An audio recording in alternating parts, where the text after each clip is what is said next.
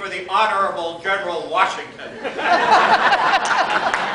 has been indisposed of late, but he will communicate to me his wishes. After all, he does not speak to mere commoners. You are all probably wondering why the distinguished general called this meeting. Well, my friends, these are difficult times, and I think it is time that good persons must do good things. Before we begin, does anyone want more tea? George, when we agreed to come to this meeting, you told me there would be plenty of beer. We came for a beer fest, and all we got was this dang tea party. My name is John Adams. I, for one, am glad that we are attending a tea party. As you know, I have a great fear of much government, too much government in political parties. Excuse me, can you raise that up?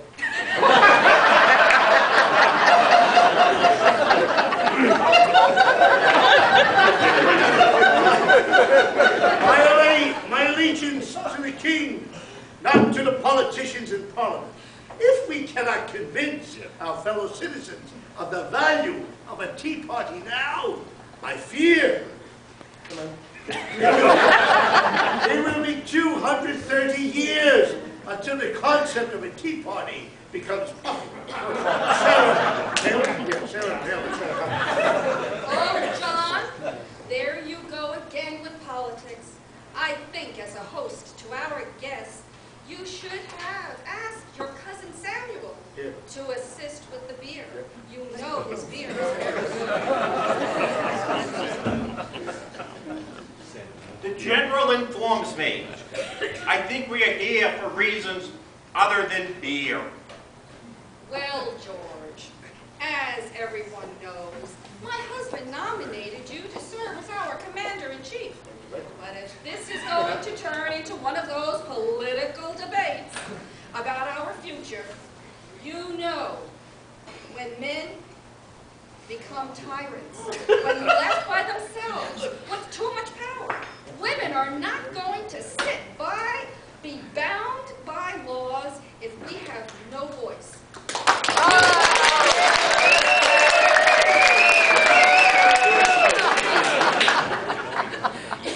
You men better include property ownership, higher learning, and the power to vote for women if you expect any peace at home.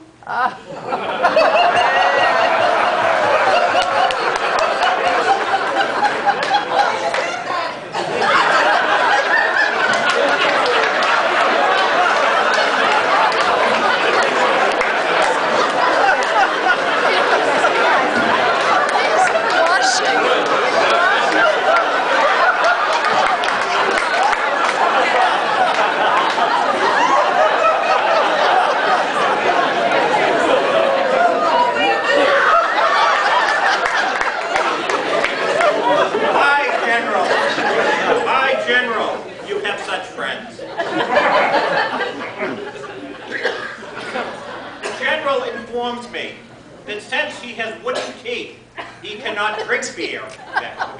The alcohol makes them warp, and his dentist said that his mouth would end up looking like a picket fence. Gentlemen, before we go any further, let's go around the room and introduce ourselves. General Washington will start. My name is...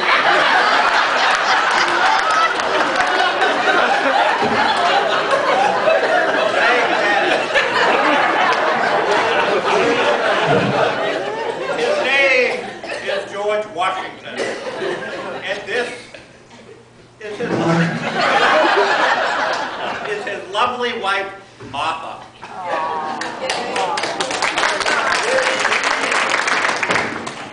His friends call him General. We are from Virginia, and although the General also keeps a small vacation home over in Valley Forge, he is truly a Virginian. I'm John Hancock, from the greater Boston area, and I sell insurance for a living.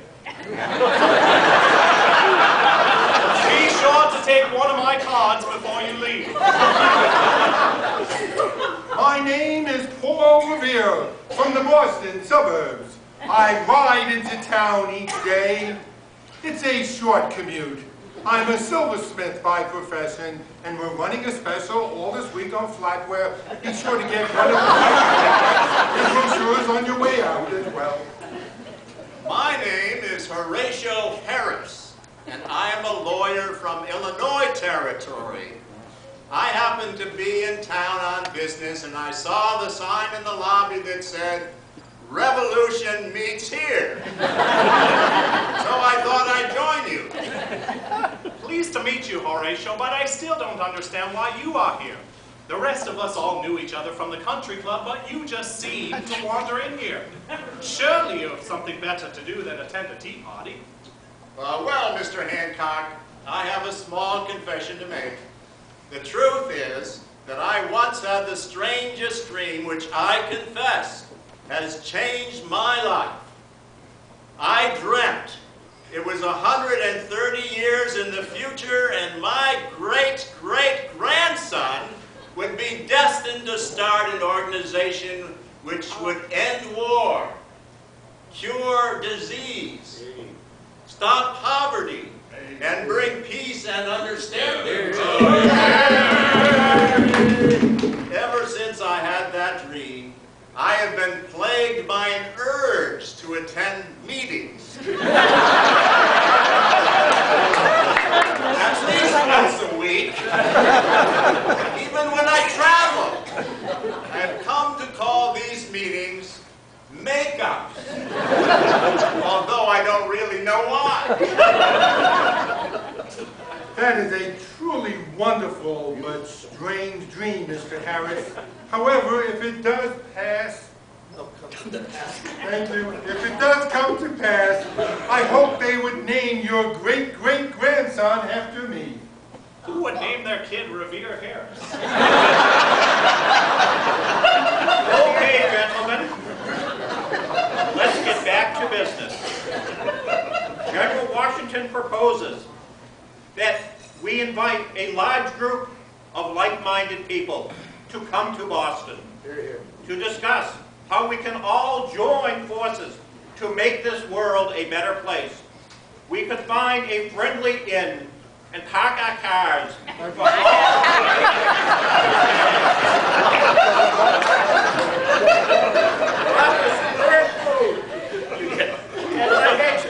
and enjoy a wonderful fellowship. I have been thinking about this plan for more than a fortnight. Me too. He has even asked his wife, Martha, his good wife, to stitch us a banner.